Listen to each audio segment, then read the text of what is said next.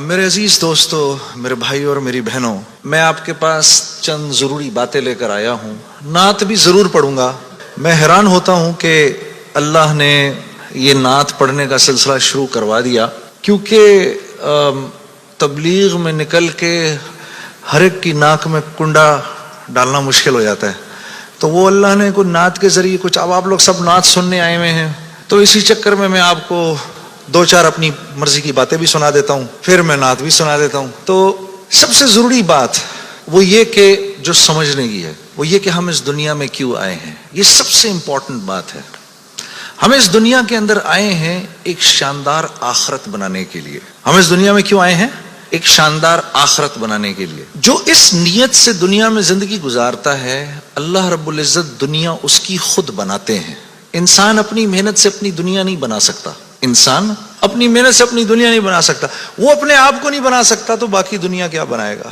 ٹھیک ہے، میں چاہوں کہ میری جوانی کبھی بڑھاپے کی طرف نہ جائے، یہ ہو نہیں سکتا. میرا اپنے اوپر تو زور چلتا نہیں ہے. نہ میں اپنی مرضی سے آیا، نہ اپنی مرضی سے رہ رہا ہوں، اور نہ اپنی مرضی سے دنیا سے جاؤں گا. یہ کیسی دنیا ہے کہ اس کی کوئی بھی چیز میرے قابو میں نہیں ہے. آپ یہاں رہتے ہیں، میں کراچی میں رہتا ہوں، کوئی لاہور میں رہتا ہے، کوئی پنڈی میں رہتا ہے، اور آپ کو پتہ ہے کہ یہاں آپ اپنی مرضی سے نہیں آئے ہوئے. یہ بھی بڑی عجیب بات ہے.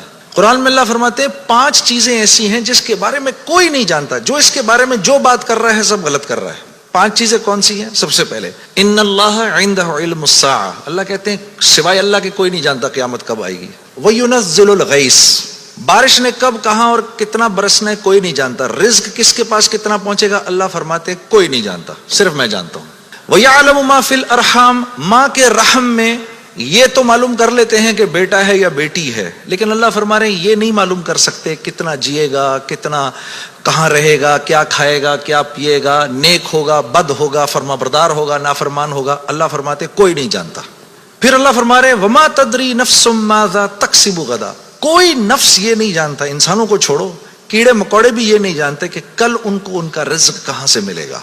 مجھے نہیں پتا تھا کہ آج میں کھانا یہاں بیٹھ کے کھاؤں گا، کوئی آئیڈیا نہیں. اللہ کہتے ہیں کوئی نہیں جانتا. پھر اللہ کہہ رہے ہیں 5ویں چیز وما تدری نفس بأی ارض تموت، کسی نفس کو نہیں پتا کہ اس کو موت کب آئے گی اور کہاں آئے گی. سلیمان علیہ السلام کے دور میں ملک الموت سے سلیمان علیہ السلام کی بڑی دوستی تھی. تو ملک الموت حضرت عزرائیل علیہ السلام یہ سلیمان علیہ السلام کے دربار میں اکثر آیا کرتے تھے.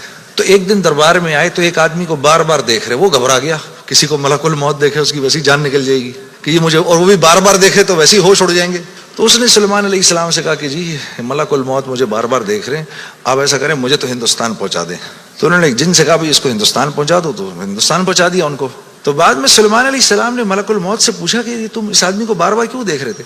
کہتے میں حیران ہو رہا تھا کہ اللہ نے مجھے کہا کہ اس کی جان ہندوستان میں نکالو، یہ یہاں کھڑا کیا کر رہا ہے؟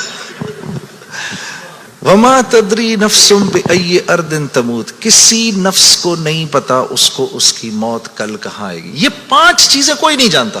اب ان 5 چیزوں کا براہ راست ہماری زندگی سے تعلق ہے. تو پھر یہ کیسی زندگی ہے، یہ کیسی دنیا ہے جس کے بارے میں کچھ بھی نہیں جانتا. تو اللہ رب العزت نے دنیا کا بننا بگڑنا یہ انسان کے ہاتھ میں نہیں رکھا، یہ انسان کے ہاتھ میں نہیں رکھا. اور اختیار کتنا دیا؟ ہم کہتے ہیں نا بھائی انسان کو اختیار ہے. بھائی اختیار کتنا دیا؟ اختیار اتنا دیا، کسی نے حضرت علی کرم اللہ وجہ سے پوچھا کہ حضرت یہ میرے پاس دنیا میں کتنا اختیار ہے؟ کہا ایک ٹانگ اٹھاؤ اپنی. تو اس نے اپنی ایک ٹانگ اٹھا لی. کہا جی دوسری اٹھاؤ. کہا جی وہ نہیں اٹھا سکتا. کہا بس اتنا اختیار ہے تیرے پاس، انسان کے پاس اتنا اختیار ہے.